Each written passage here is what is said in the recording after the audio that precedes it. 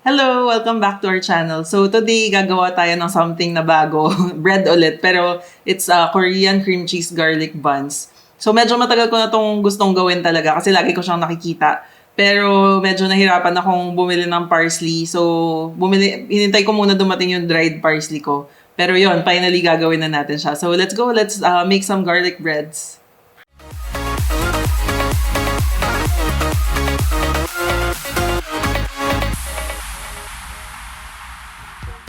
Para sa Korean cream cheese garlic buns, ito ang mga ingredients. Bread flour, granulated sugar, instant yeast, eggs, fresh milk, salt, butter, honey, cream cheese, parsley, garlic, and all-purpose cream. Sa isang mixing bowl, maglagay tayo ng 110 ml na milk, 30 grams sugar, 1 teaspoon instant yeast, 250 grams bread flour, 1/2 teaspoon salt, and 1 egg.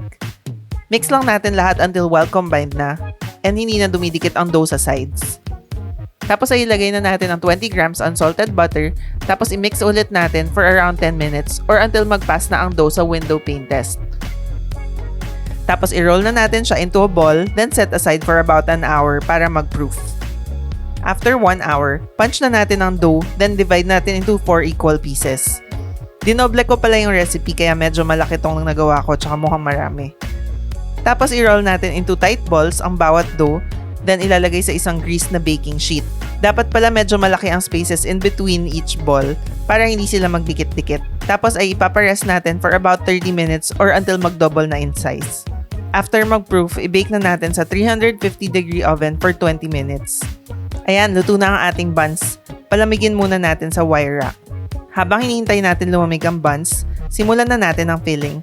Sa isang mixing bowl, maglagay tayo ng 200 grams na cream cheese, 30 grams sugar, and 50 grams na all-purpose cream. Mix lang natin lahat until well combined. Then, iset aside muna natin ang ating cream cheese filling. Sa isa namang bowl, maglagay tayo ng 110 grams na unsalted butter na imemelt ko muna sa microwave. Tapos ay maglagay na tayo ng 30 grams na all-purpose cream, 30 grams na honey, 8 cloves na finely minced garlic, 1 teaspoon dried parsley, and 1 egg. I-mix lang natin lahat yun. Yung ating cream cheese ilagay na natin sa piping bag na may kahit anong tip kasi di rin naman makikita yon pag nasa loob na. Tapos i-slice muna natin into 6 parts ang ating bread. Then, pwede na natin i-pipe ang cream cheese filling into each slice. Ayan, lagyan natin lahat ng side para masarap talaga. Ito namang isang bread na ginawa ko, padiretso ang slices kasi yun ang nakita ko sa isang video ni Ninyo's Home. Cute din naman siya tingnan, di ba? Pag may filling na ay i-dip na natin ang ating mga bread sa garlic butter mixture. Marami-rami itong nagagawa ng isang recipe kaya huwag dapat tayo magtipid.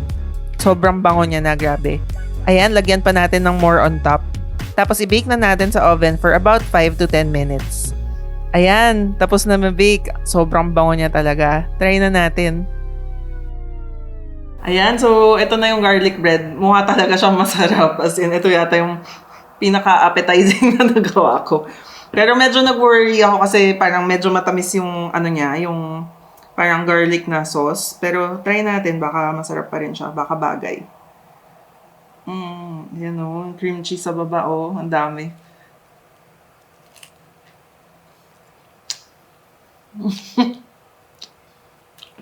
Ang sarap niya.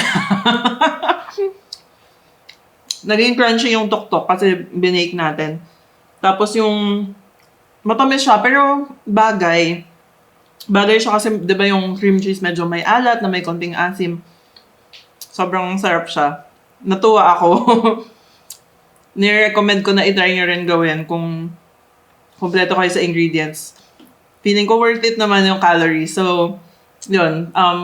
Thumbs up. 2 thumbs up. So, I hope na-enjoy nyo yung video. If you liked it, please like and subscribe. And we'll see you sa next video. Bye!